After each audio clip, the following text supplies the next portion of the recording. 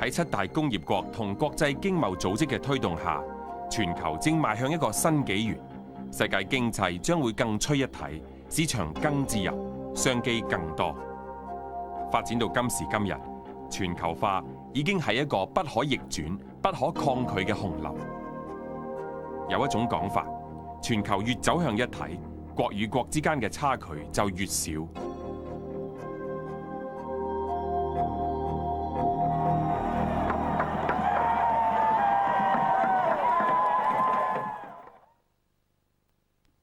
統計資料顯示，全球最富有嘅385名億萬富豪嘅財富，相等於全球25億人口嘅總財富。而全球最有錢嗰2成人口同最貧窮嗰2成人口嘅財富差距，40年嚟不斷擴大。實際上，即係全球嘅經濟狀況呢，係唔係我哋想象中咁一體化，或者係流動得咁自由？嗱，譬如喺即係貿易或者係投資上邊咧，就大概而家好多嘅統計都指出咧，即係全球嘅貿易或者全球嘅對外投資咧，有大概70%度咧係喺3個地域裏邊進行嘅，歐洲、美國同埋亞洲，譬如日本呢啲比較發達嘅地區。咁真正落到去即係所謂全球範圍，包括好多第三世界國家、非洲啊、亞洲嘅東南亞其他嘅地區咧，其實好少。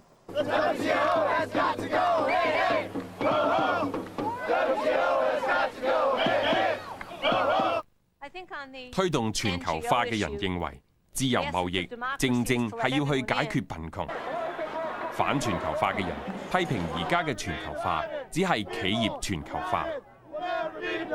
我理解嘅反全球化咧，其實真正嘅做法咧，其實係反緊壟斷，或者係反緊經濟集中，或者係經濟係不平衡嘅發展。99年11月，世界經貿組織部長級會議喺美國西雅圖舉行，正反雙方短兵相接。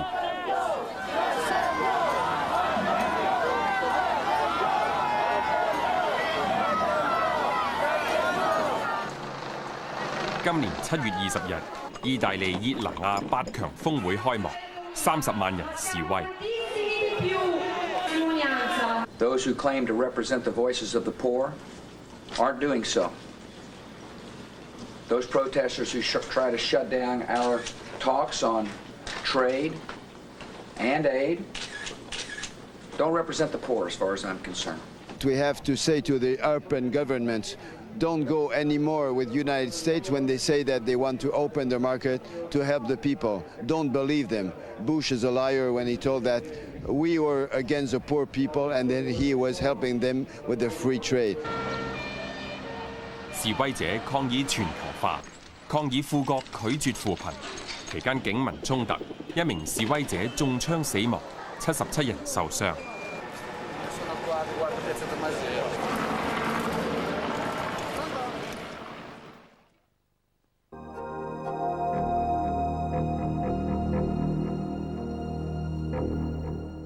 作為一個中小企啦，抬頭睇路啊嘛，係咪？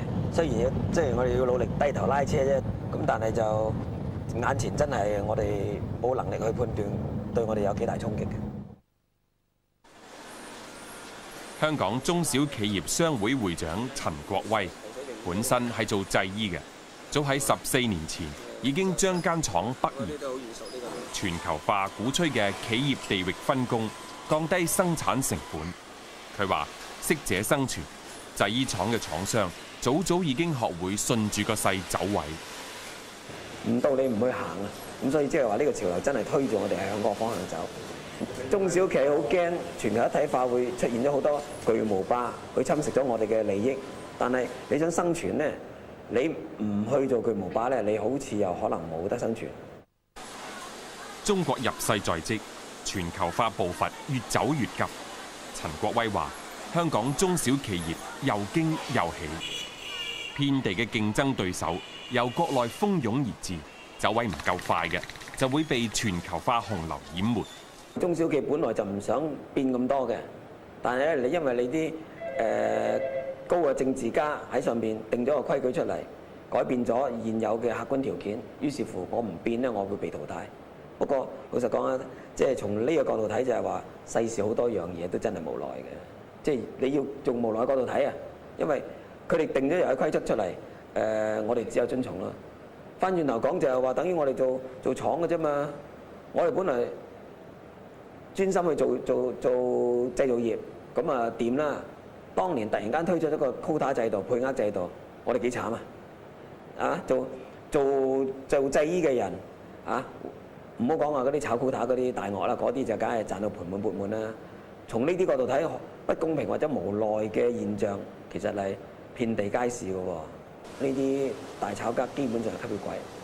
我哋做一件衫可能賺1毫，佢炒一件衫嘅 quota 可能賺1蚊，但係我哋做到趴喺度啦已經。大潮流底下，咁你哋係啲咩咧？呢個大潮流底下，我哋都仲係講翻就係我哋保持自己嘅警覺性，真係兵來將擋㗎咋，即係等於我哋都唔係用將擋添啊，我哋係弄潮兒啫，都係我哋揸住個浪板。總之你夠膽你藝高人膽大夠膽去食大浪，唔夠膽食細浪，順住個勢走。我哋個世界嘅一體化越嚟越嚴重啦。我哋即係嘅工人要同全世界所有地區嘅工人同時競爭啦。我哋嘅商業要同時間從所有世界嘅商業一齊競爭啦。因此咧，如果你唔咁做咧，第二個地方咧就會咁做啦。譬如話你唔加班咧，第二個地方嘅工人就會加班，因此你個飯碗就俾人搶走啦。你唔不斷增值，譬如話讀完一個學士學位又讀碩士又讀博士咧，第二個地方咧就會讀學士啊、碩士、博士。呢一種邏輯咧，其實冇現實根據嘅。正如我頭先講，如果歐洲都算係一個世界嘅一個經濟重心，而長時期都係，起碼喺歐洲已經唔係咁嘅即係邏輯。我嘅理解就係主要係一啲大企業又好，政府又好，佢係希望用呢一種作為藉口，令到佢更容易管理，包括工人或者係學生嘅一個方式嚟。因此係唔係好有根據嘅。如果我哋都太強調呢一種邏輯，或者係以為呢種邏輯真係反映現實嘅世界發展咧，嗰個危險性都好大。混凝土車司機協會主席陳三才做咗26年嘅母公司，喺前年被跨國集團收購。佢以為有發展機會，點知公司要合併精簡人手。陳三才今年3月俾人裁咗出嚟。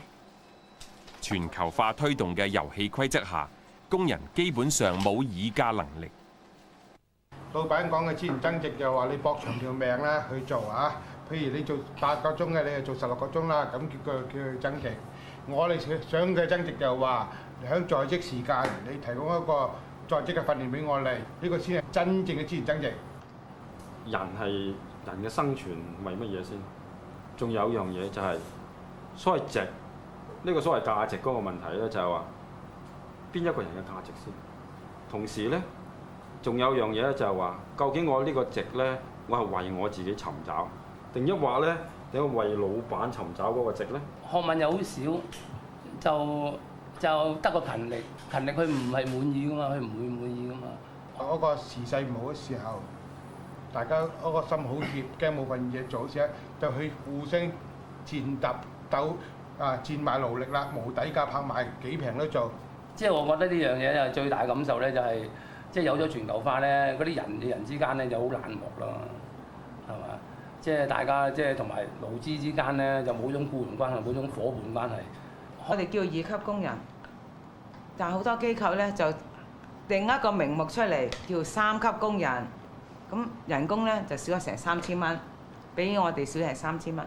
但係做嘅嘢咧就全部係一模一樣嘅。咁你老實講，一個咁樣嘅制度底下，你話大家同事會唔會有矛盾啊？喂，呢個咁樣嘅即係制度同埋呢個咁嘅影響底下，我自己覺得我自己都話呢個係咩世界？我自己會問下呢個係咩世界？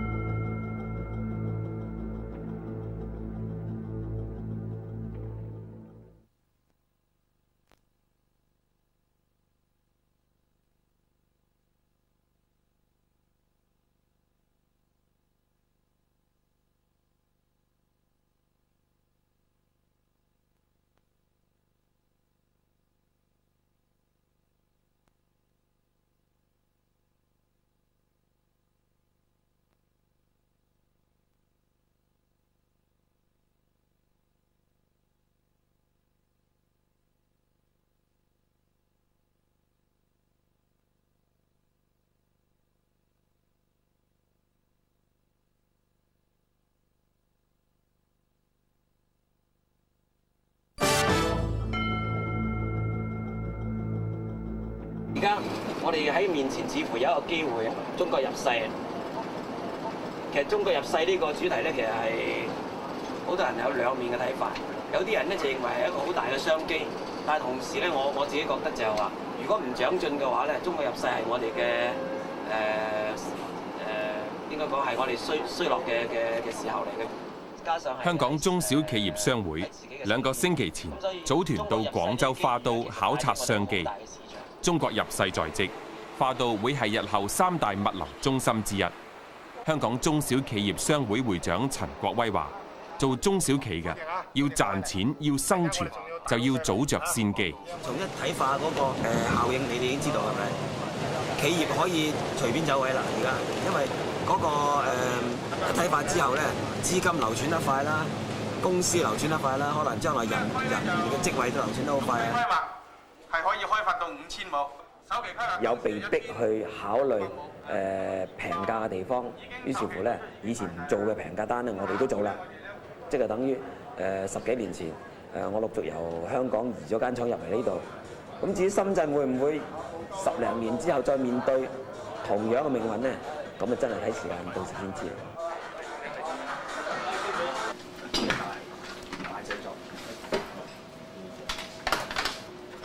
鍾志平係上市公司創科實業嘅董事總經理。公司喺80年創立，專門生產電動工具，多年嚟不斷合併收購。公司今日已經發展成一跨國企業，聘用員工1萬人，去年營業額46億港元，產品行銷歐美。今年8月頭，公司又再收購同一品牌嘅歐洲業務。你唔能夠話我停喺度，冇辦法個巨浪冚暈你嘅。咁你一氣順住個潮流一去，你將你隻船你要擴大你隻船，然後頂得起風浪，再出嚟出嚟嗰個大洋嗰度，亦都捱得起風浪，亦都同人哋鬥得起。如果鬥唔起嘅話，跟埋人哋嗰隻大船度都冇問題㗎。呢個遊戲記住，勝嘅就係你賺到錢，輸嘅就係你蝕本。我哋唔係政治家，正如我講，我哋都唔係經濟家，我哋都唔係理想家，我哋係一介商人或者工業人啫。咁我哋最終嘅成績表就係睇你賺唔賺錢。如果你聽日唔賺錢嘅話，你個股票會跌落嚟，係咪？呢個好現實嘅問題。所以 people 重唔重要？我覺得我哋依賴我哋嘅人，依賴我哋嘅 people 係咪？然後去發展我哋嘅業務係重要啊，係重要嘅 asset 添。冇人點會做得到嘢出嚟咧？所以我話人我哋要顧及，但係咧我哋嘅 end result 一定係要 profit。NGO 非政府組織嘅噪音合作社一向關注弱勢社群嘅權益。成員 Sally 7月喺意大利見證咗呢一次震撼全球嘅反全球化運動。去 Genova 嗰啲嘅示威者咧，其實來自4方8面好唔同嘅人，有工會嘅人啊，有關注環保嘅人啊，有啲咧係學生啊，咁所以形形色色嘅人都去，因為其實全球化所帶嚟影響咧有好多方面。咁冇一個團體咧可以處理晒所有嘅嘢㗎，咁所以其實就係話嗰個搞手咧，其實有成幾百個嘅團體咧係參與喺呢個咁嘅活動嗰度嘅。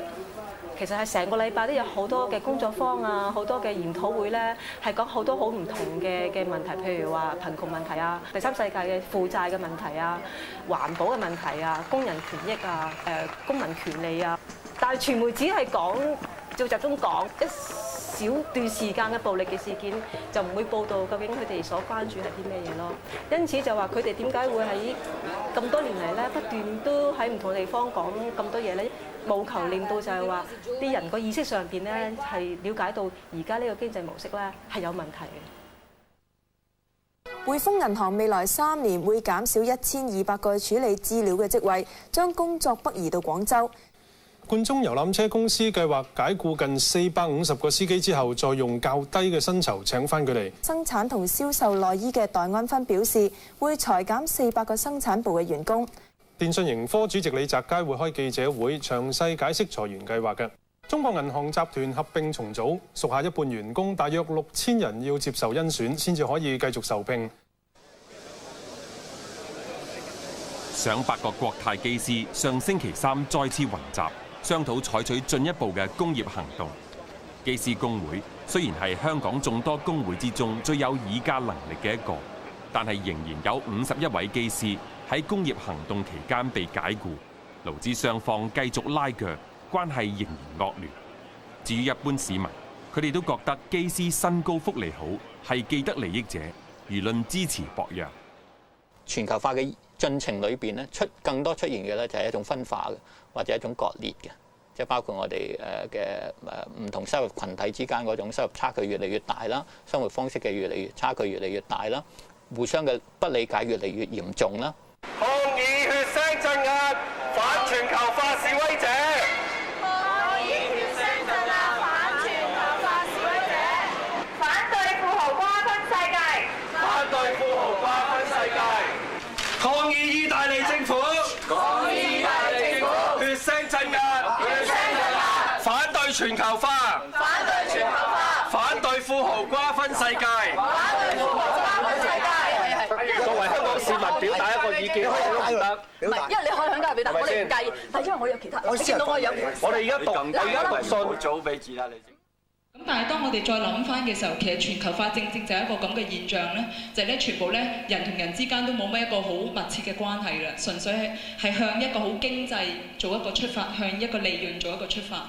但係如果當我哋嗰個全球化，我哋嘅社會嘅改進，我哋社會嗰個發展係向呢個方向去做嘅時候，其實係咪我哋都想見到嘅咧？即係我唔知有啲咩辦法叫佢哋唔以呢個利潤至上咯，因為即係你唔賺錢你就要執笠㗎咁。即係你可以同啲老闆講啲咩咧，我就唔知咯。即係對企業嚟講，當然你做你嘅利潤係一回事，但係我相信我哋唔希望我哋嘅社會淨係去走企業想我哋走嘅方向。喺依家咁嘅情況底下，政府同埋大商家已經企埋一齊啦，佢哋係推動緊成個地球轉咁樣。咁我哋可以做啲乜咧？咁其實我哋係呢一大紮受壓迫嘅市民，或者係全個世界唔同地區嘅人民，我哋都應該聯結起嚟。我哋應該有自己嘅訴求，例如我哋會講平等嘅全球化，講社會公義嘅全球化。咁我哋點樣講呢一個困局咧？即係會唔會係太過強調咗呢種全球化？鼓吹者所講嗰種理解，就係全球化咧係已經係無可避免嘅趨勢啦，越嚟越一體化啦，越嚟越即係競爭性啦。因此咧就無可避免嘅呢種趨勢，咁而反對者可能咧就正係由於即係都係呢一種理解咯，就反對呢一種趨勢。但係咁嘅討論咧，我會擔心咧有一個困難咧，就係將全球化睇成一個即係好似係好統一嘅、好無可避免嘅一個現象。但係正如我頭先講，其實全球化咧係唔係一種一體化嘅現象，係即係令到社會咧係越嚟越分化嘅，即係包括喺經濟上邊啦，包括喺即係唔同嘅生活上邊、環節上邊咧，都越嚟越分化嘅。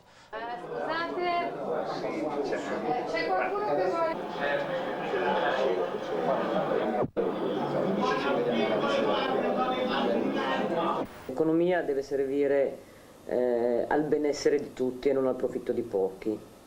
And then they have some principal point in their view that economy must help and serve society. Puoi ridirlo questo che hai detto? Il benessere di tutti e non il profitto di pochi.